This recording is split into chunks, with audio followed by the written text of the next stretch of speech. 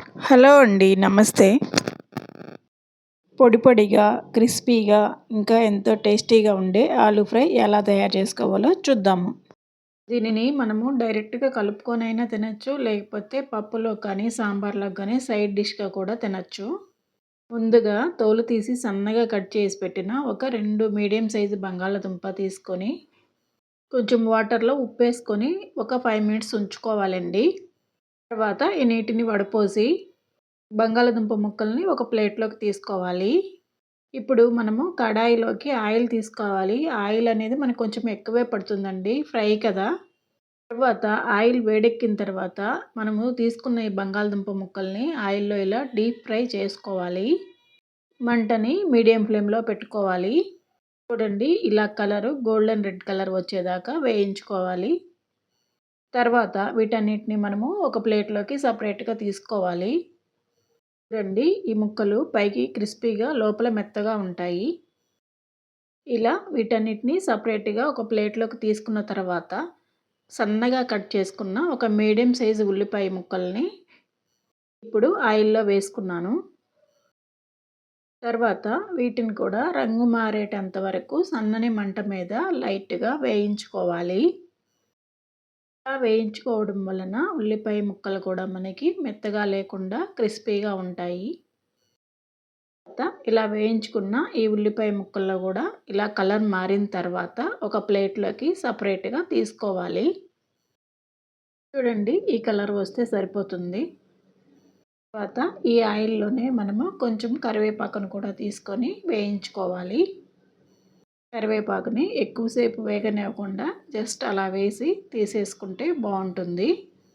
ఇప్పుడు ఈ ఆయిల్‌ని మనము ఎక్కువ ఉంది కదా! దీనిని సెపరేట్‌గా ఒక గిన్నెలోకి తీసేసుకోవాలి. తాలింపుకి సరిపడా ఆయిల్ ఉంచేసుకుంటే సరిపోతుంది. ఆయిల్‌ని మనము దోసల్లోకి కానీ, వేరే కర్రీస్‌లో కూడా వాడుకోవచ్చు.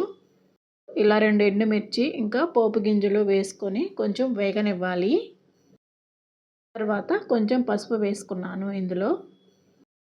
ఇవి ఇలా వేగిన తర్వాత మనము ఇందాక సెపరేట్‌గా ప్లేట్‌లోకి తీసుకున్నాం కదా! వేయించుకున్న ఆలు, కరివేపాకు ఇంకా ఆనియన్స్ వీటిని ఇందులోకి వేసుకొని సన్న మంట మీద లైట్‌గా ఫ్రై చేసుకోవాలి.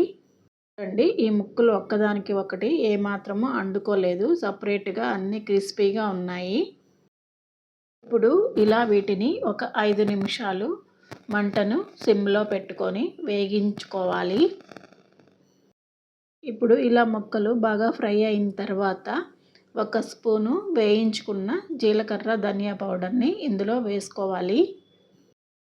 తర్వాత ఒక 2 స్పూన్లు వెల్లుల్లి, కొబ్బరి కలిపి దంచుకున్న కారాన్ని ఇందులో వేసుకోవాలి.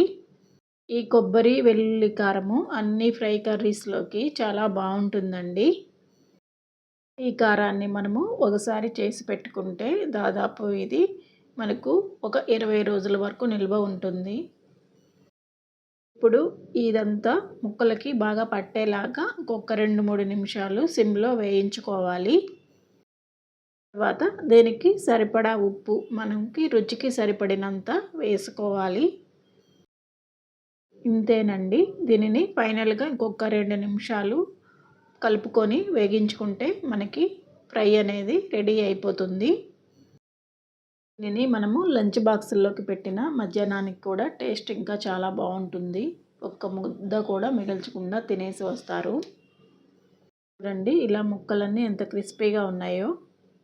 ఇలా చేస్తే మనకి బంగాళాదుంప అనేది కూర ముద్ద అవ్వకుండా సెపరేట్‌గా ముక్కలు ఉంటాయి. ఇది ఉదయాన్నే మనకి చాలా త్వరగా అయిపోయే రెసిపీ అండి. తప్పకుండా ఒకసారి ట్రై చేయండి ఇలా చేసి.